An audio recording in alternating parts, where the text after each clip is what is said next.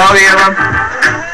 Nu jā, šodienas padoms izlikšanai ārā tev no lidmašīnas, kuras nevajag lekt, jo nav gudri lekt ar gumiju no lidmašīnas. Bet principā ir viena lieta, ka tu vienkārši ej un dari to, un tad viss ir kārtībā. Viens variants, ko Rolands labāk zina pieredzi, ir par uzpīpēšanu, tā kā Rolands pastāst.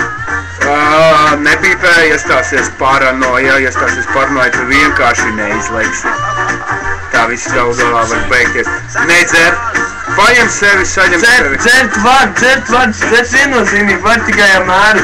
Sulu, kolu, ūdeni. Nu arī alkoholu var, bet nevar redzēt, ka tu esi dzēris, jo principā tie varētu nelaist ārā no tā vagoniņa ar gumiju. To varētu gumiju neuzlikt vispār visu, kāpēc Rolands tā dara.